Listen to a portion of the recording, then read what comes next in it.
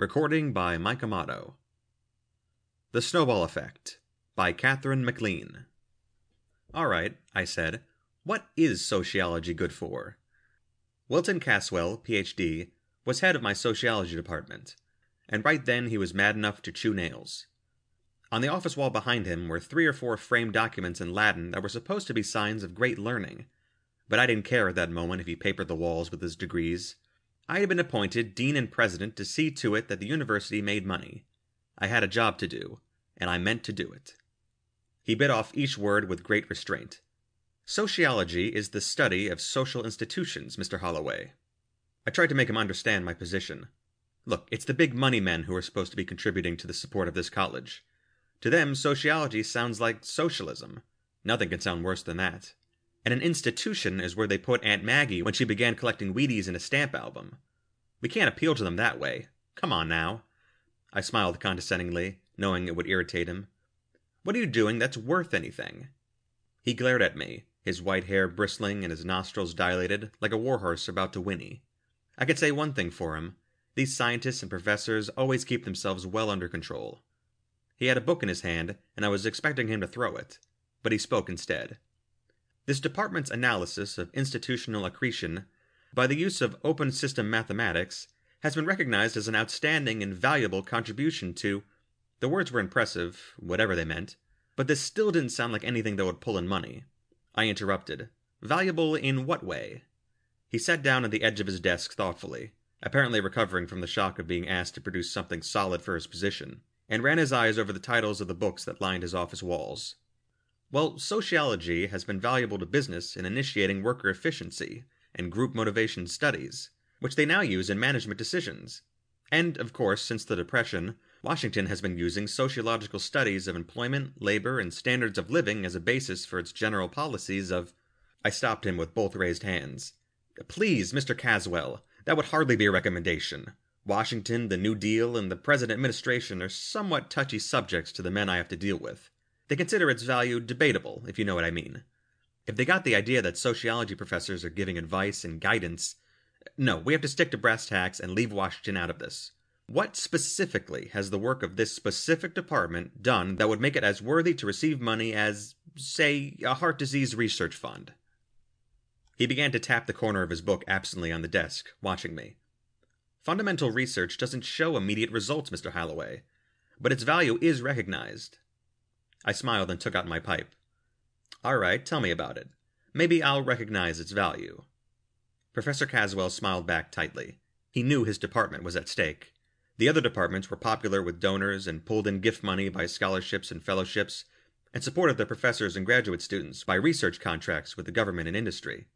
Caswell had to show a way to make his own department popular. Or else.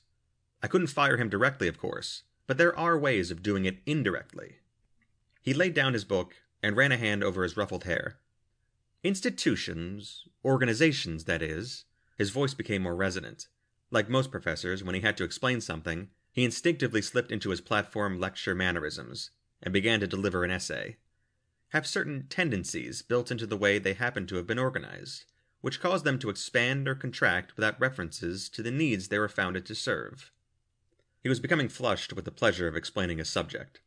All through the ages it has been a matter of wonder and dismay to men that a simple organization, such as a church to worship in or a delegation of weapons to a warrior class merely for defense against an outside enemy, will either grow insensately and extend its control until it is a tyranny over their whole lives, or, like other organizations set up to serve a vital need, will tend to repeatedly dwindle and vanish, and have to be painfully rebuilt.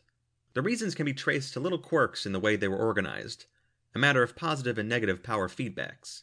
Such simple questions as, is there a way a holder of authority in this organization can use the power available to him to increase his power, provide the key.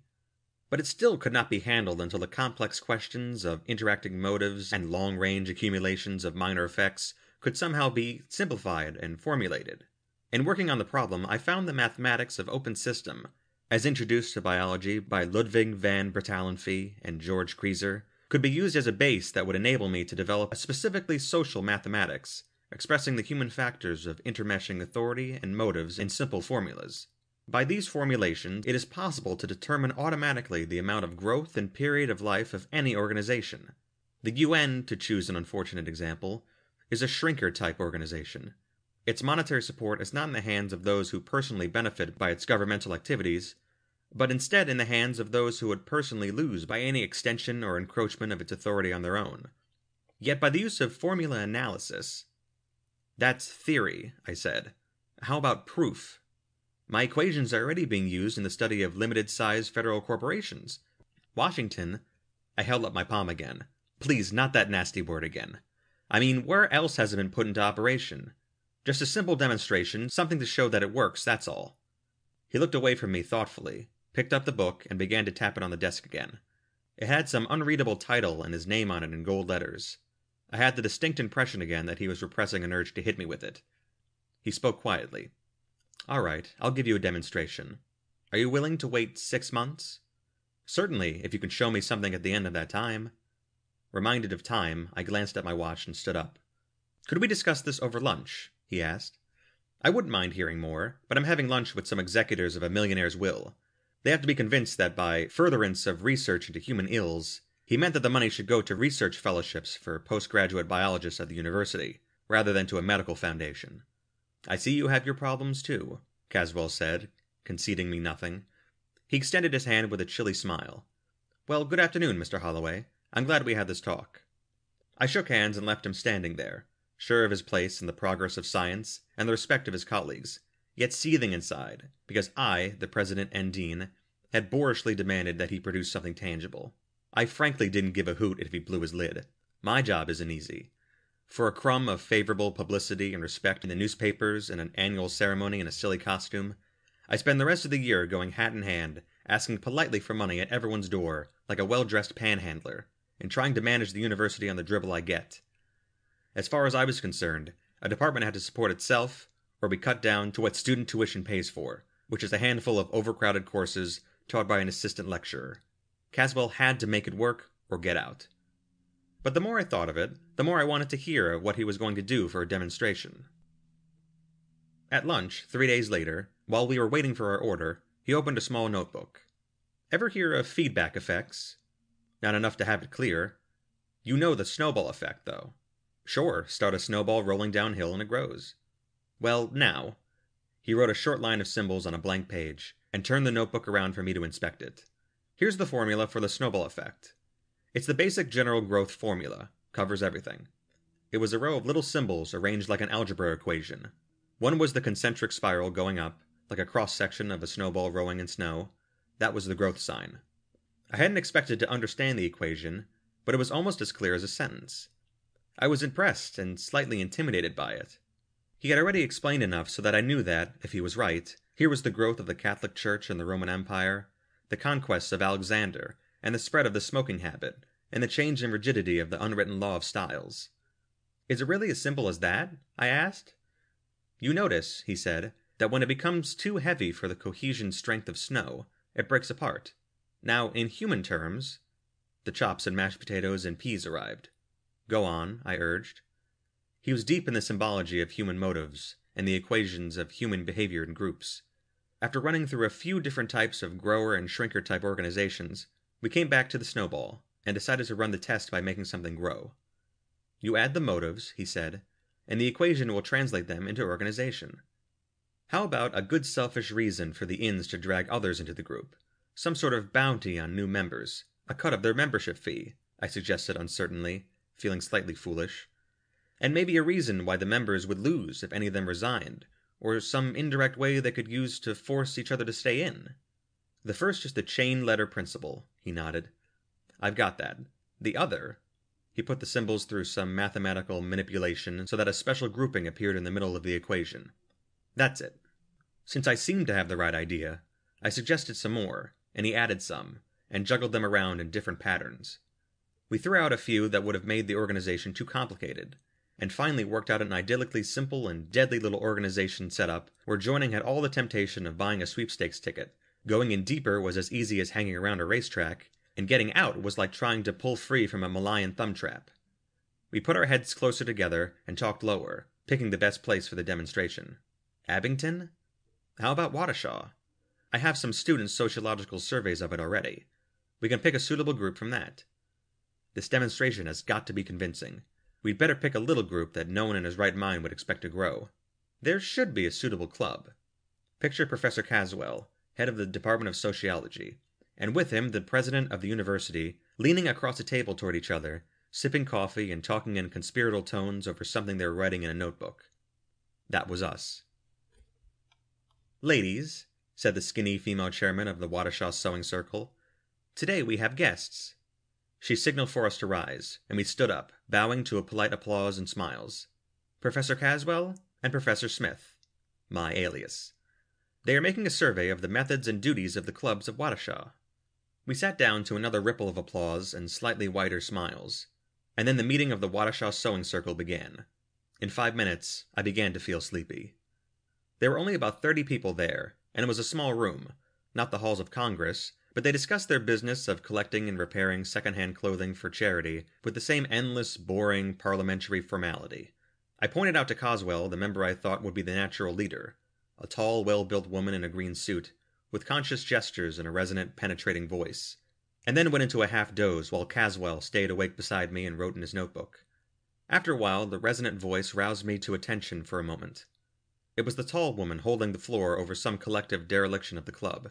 She was being scathing. I nudged Caswell and murmured, "Did you fix it so that a shover has a better chance of getting into office than a non-shover?" "I think there's a way they could find for it," Caswell whispered back and went to work on his equation again. "Yes, several ways to bias the elections." "Good. Point them out tactfully to the one you select. Not as if she'd use such methods, but just as an example of the reason why only she could be trusted with initiating the change. Just mention all the personal advantages an unscrupulous person could have."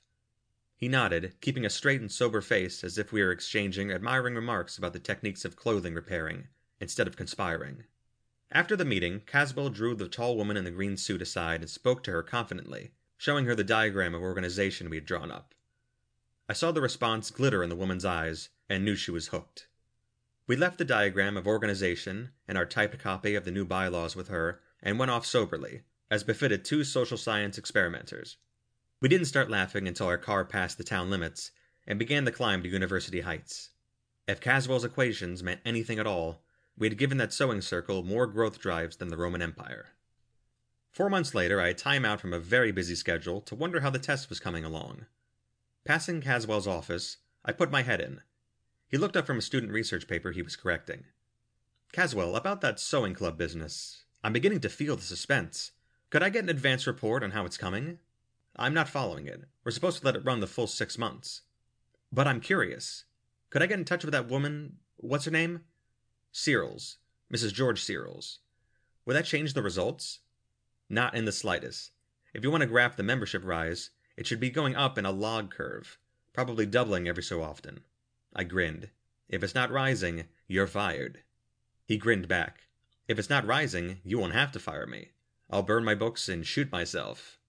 I returned to my office and put in a call to Wattoshaw. While I was waiting for the phone to be answered, I took a piece of graph paper and ruled it off into 6 sections, one for each month. After the phone had rung in the distance for a long time, a servant answered with a bored drawl. "Mrs. Searles' residence." I picked up a red gummed star and licked it. "Mrs. Searles, please." "She's not in just now. Could I take a message?"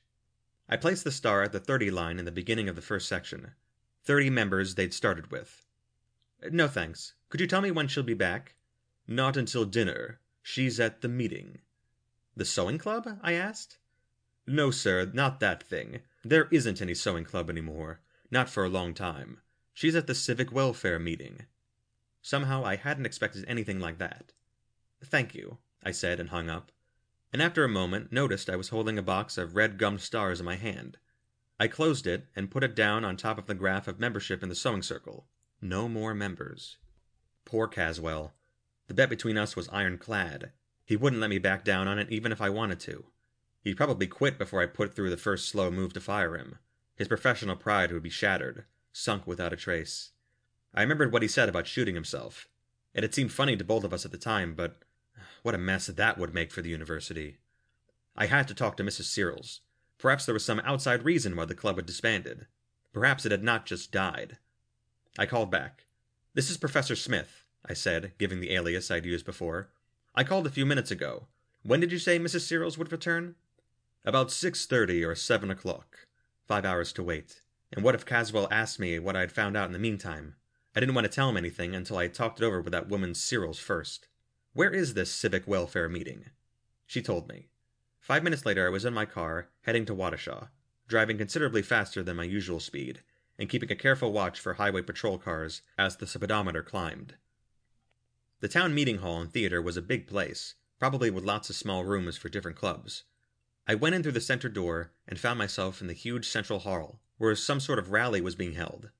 A political type rally. You know, cheers and chants, with bunting already down on the floor, people holding banners, and plenty of enthusiasm and excitement in the air.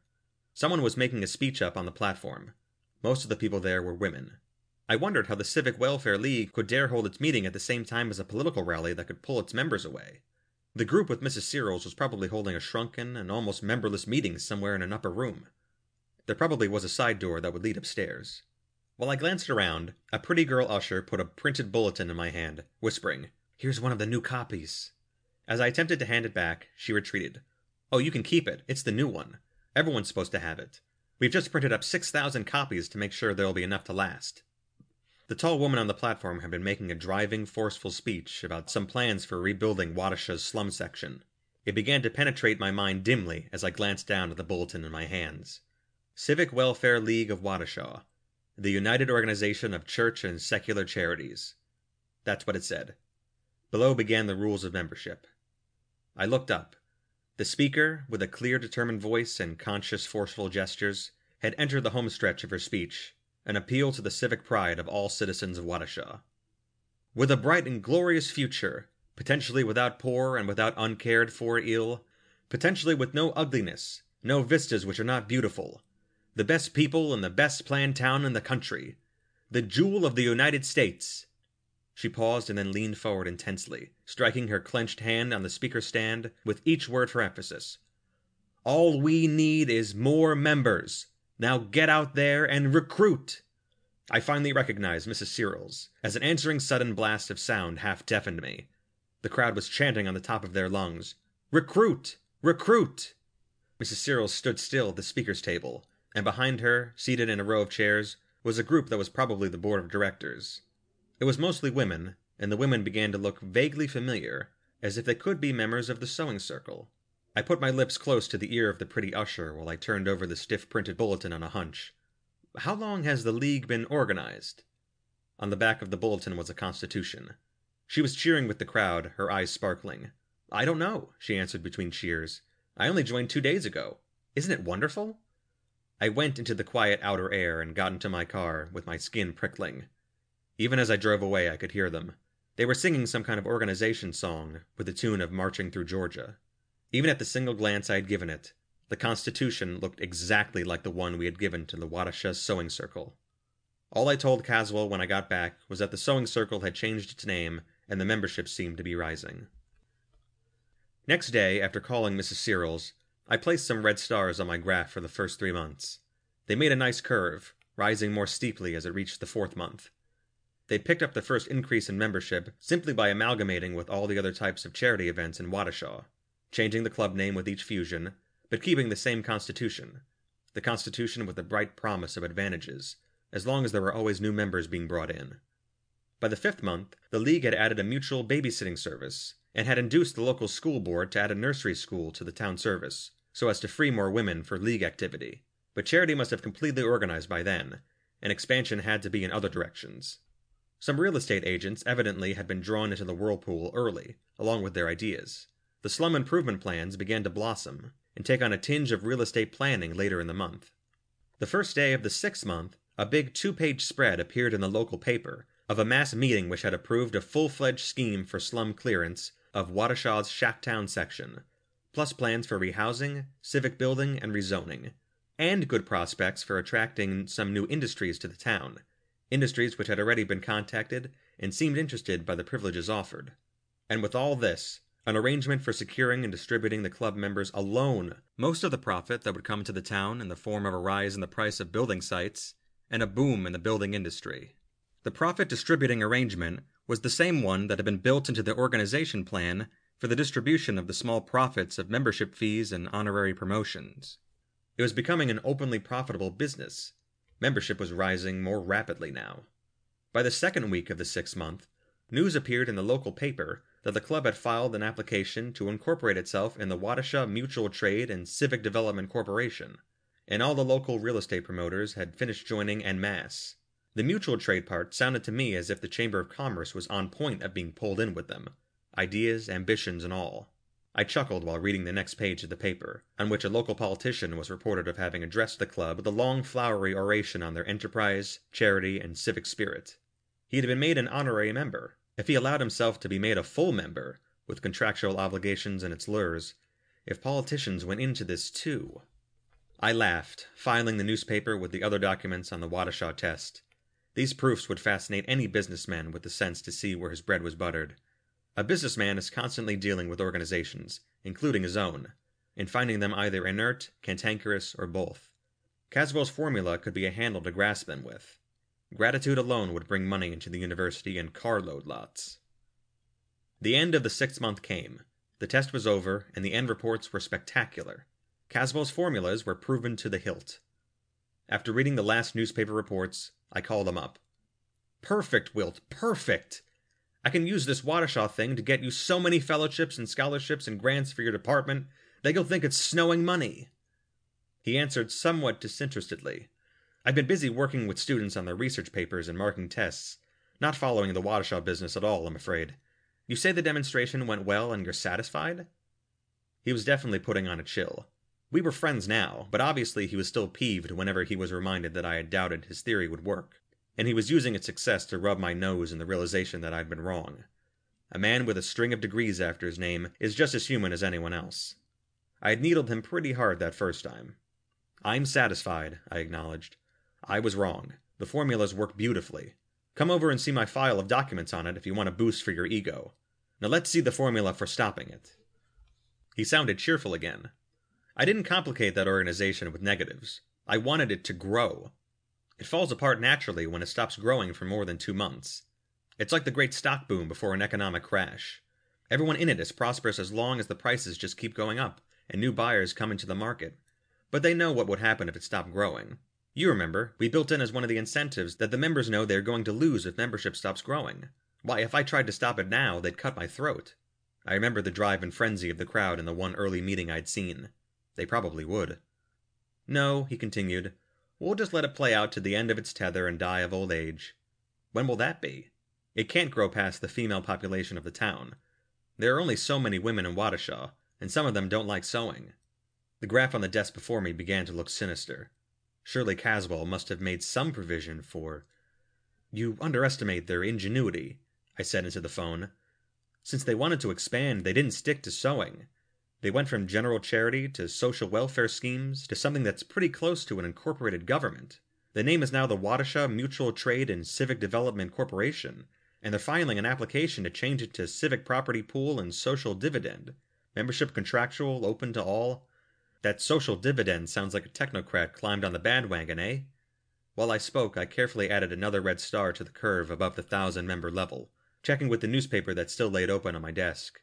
The curve was definitely some sort of log curve now, growing more rapidly with each increase. Leaving out practical limitations for a moment, "Where does the formula say it will stop?" I asked. "When you run out of people to join it. But after all, there are only so many people in Waukesha. It's a pretty small town." "They've opened a branch office in New York," I said carefully into the phone a few weeks later. With my pencil very carefully, I extended the membership curve from where it was then. After the next doubling, the curve went almost straight up and off the page, allowing for a lag of contagion from one nation to another, depending on how much their citizens intermingled. I'd give the rest of the world about 12 years. There was a long silence while Caswell probably drew the same graph in his own mind. Then he laughed weakly. "Well, you asked me for a demonstration. That was as good an answer as any. We got together and had lunch in a bar, if you can call it lunch. The movement we started will expand by hook or by crook, by seduction or by bribery or by propaganda or by conquest.